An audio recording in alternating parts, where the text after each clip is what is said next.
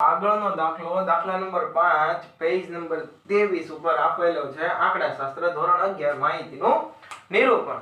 એમાં જોઈએ કે દાખલા નંબર 5 એની રકમ શું કહેવા માંગે છે. તો બુક તમે બધા સાથે રાખજો. તો કે કોઈ એક માહિતી માટે અનિયમિત આવૃત્તિ વિતરણ નીચે મુજબ છે. તે પરથી દરેક વર્ગની વર્ગ લંબાઈ તેમજ મધ્ય કિંમત દર્શાવતું આવૃત્તિ વિતરણ તૈયાર કરો. એટલે કે જે કોષ્ટક તમને બનાવવાનું કીધું છે વર્ગ લંબાઈ એટલે કે c. વર્ગ લંબાઈની સંજ્ઞા શું છે? કે વર્ગ લંબાઈની સંજ્ઞા c છે. અને મધ્ય કિંમત, તો મધ્ય કિંમત કેમ મળે? ઉપલી સીમા વત્તા નીચલી સીમા છેદમાં 2 એટલે તમને મધ્ય કિંમત મળી જાય છે. બરાબર. તો આપણી પાસે બે વસ્તુ માંગી છે.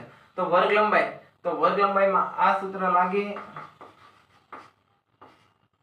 8 છેદમાં k.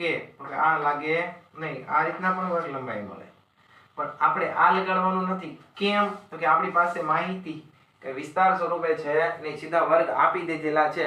તો ત્યારે વર્ગ લંબાઈ બે રીતે કહેવાય ને c. તો આ બીજી રીતે ગણતરી એ છે કે મોટામાંથી નાનું બાદ કરતા તમને વર્ગ લંબાઈ મળે. તો કરો 50 - 20 એટલે તમને વર્ગ લંબાઈ મળશે. 70 - 50 એટલે વર્ગ લંબાઈ મળી જાય. 90 - 70 અને 100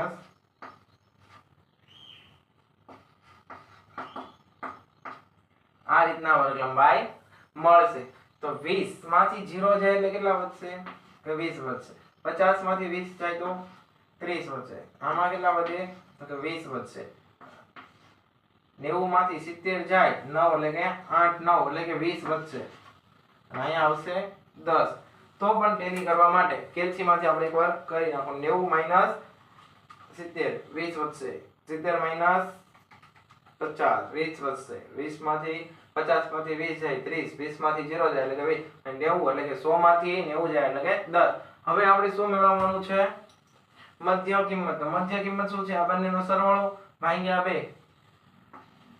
તો કે બંનેનો સરવાળો કરો. હાલો અલગ ચોકથી લખીએ એટલે વાંધો આવે.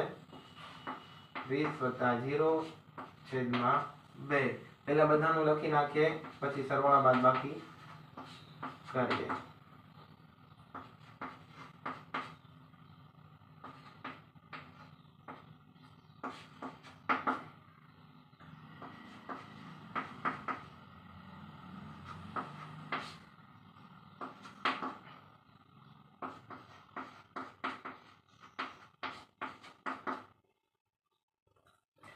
ભાઈ અહીંયા વર્ગ લંબાઈ સમાન નથી એટલે 10 10 ના ગેપે વધારતા જતા નહીં.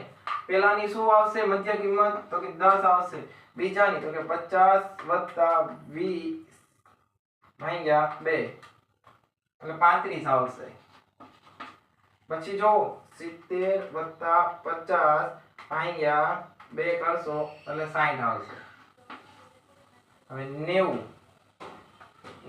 + 70 ભાગ્યા 2 કરો એટલે 80 આવશે. અને 100 + 90 ભાગ્યા 2 કરો એટલે 95 આવશે.